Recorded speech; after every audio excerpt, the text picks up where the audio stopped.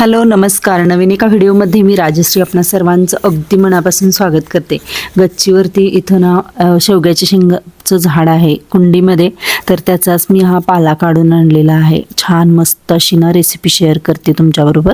भरपूर असं iron, vitamin आणि कॅल्शियम युक्त अशी ही भाजी आहे आणि यापासून एक मस्त असा पदार्थ मी आज तुम्हाला करून दाखवणार आहे. तर शेवग्याच्या शेंगाचं झाड बऱ्यापैकी छान आले, तर त्याचा एवढा पाला निघलाय. अजून थोडा आहे, परत एकदा मी अजून एक रेसिपी पण करणार आहे. तर आता ह्या पानांचं ना छोटे छोटे जे पानं असतात आणि काड्या त्या सगळ्या बाजूला करून घेते आणि त्यानंतर मला ही पानं चांगली वाफवून घ्यायची आहेत. पातेल्यामध्ये मी पाणी गरम करायला ठेवले गॅसवर आणि हा सगळा पाला काढून घेते.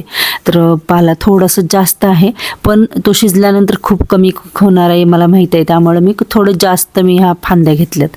तर चला, आज एक मस्त युनिक आणि छान अशी पौष्टिक रेसिपी मी तुम्हाला दाखवणार आहे. आणि तुम्हाला सुद्धा जर रेसिपी आवडली तर नक्कीच लाईक करायला विसरू नका आणि शेअरसुद्धा करा. ही रेसिपी जास्तीत जास्त थोडंसं तामझाम ह्या रेसिपीसाठी मला करावं लागणार आहे. आता परत मी कढई ठेवली, त्यामध्ये पाणी स्टँड ठेवले आणि चाळण ठेवले पुरण वाटायची आणि त्यामध्ये ही पानं घातलेली आहेत. आता वरती गच्च असं ना झाकण म्हणजे ताट झाकणार आहे आणि त्याच्यावरती काहीतरी थोडंसं ओझं ठेवायचं, म्हणजे वाफ जाणार नाही आणि ही भाजी चांगली वाफवून निघेल.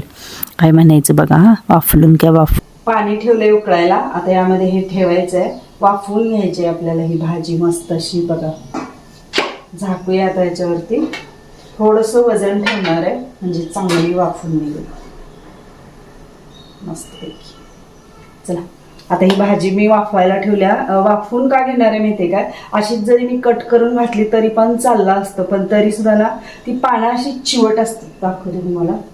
थोडीशी जर तुम्ही शेवग्याची भाजी जर खाल्ली असेल तर ही पानं जरी बारीक असली, दिसायला जरी बारीक असली, आकाराने बारीक असली, तरी पण थोडीशी तुरट पण असतात आणि लवकर अशी शिजत नाहीत. त्यामुळे मग मी ही वाफवून घेणार आहे म्हणजे मऊ होतील. आज स्वयंपाकाची काही गडबड नाही, सुट्टी असल्यामुळं. आणि इथं मी हे उकडायला ठेवलेत पानं, मस्त अशी उकडून घेणार, कारण ती पानं अशी रहाट असतात. बारीक जरी असली ना तरी पण रहाट असतात. चावायला पण आपल्याला व्यवस्थित यायला पाहिजे आणि फर्स्ट टाइम मी हा पदार्थ करणार आहे. अशा पद्धतीनं शेवग्याची पानं अगदी 5 मिनिटं चांगली ही वाफेवर शिजवून घेतली. मस्त वाफली आहे भाजी, म्हणजे वाफून निघाली चांगली, एकदम भारी. अजून थोडा वेळ मी ठेवते. बघा शिजून केवढी झाली बघा भाजी, एकदम कमी झाली. अजून थोडा वेळ मी याच्यावर असंच झाकून ठेवणार आहे. चला, तर आता पीठ चांगलं मळून घ्यायचं आहे. त्यासाठी शिजलेले शेवग्याची पानं मी थोडीशी ना मिक्सरमध्ये पण घातली. लसूण घातलाय भरपूर, कोथिंबीर भरपूर घेतलेली आहे, 2 कांदे घेतलेत बारीक चिरून. आता हे मिक्सरवर फिरवून घेतलेलं वाटण घेतले परातीमध्ये. यामध्ये 3 पिठं घालायचे, डाळीचं आणि ज्वारीचं आणि गव्हाचं, एका पाठोपाठ एक. गव्हाचं जास्त, त्यापेक्षा थोडं कमी ज्वारीचं आणि त्यापेक्षा थोडं कमी डाळीचं, हे असं प्रमाणामध्ये घेतलंय.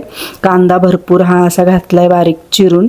आणि त्यामध्ये मग आता घालायचे मसाले. तीळ घातलेले आहेत, आता थंडी चालू आहे. चवीनुसार मीठ घातले, हळद थोडीशी घालायची, तिखट आपल्याला आवडेल त्या पद्धतीनं घालायचं. आणि यामध्ये कसुरी मेथी असेल तरी सुद्धा घालू शकता. हिंग घातलाय, त्यानंतर धने जिऱ्याची पूड घातले, थोडासा गरम मसाला जरी घातला तरी पण चालेल. आता हे सगळं मिक्स करून हे मी मळून घेतलंय पीठ. अशा पद्धतीचं झालंय, थोडंसं घट्टसर असं मळलंय.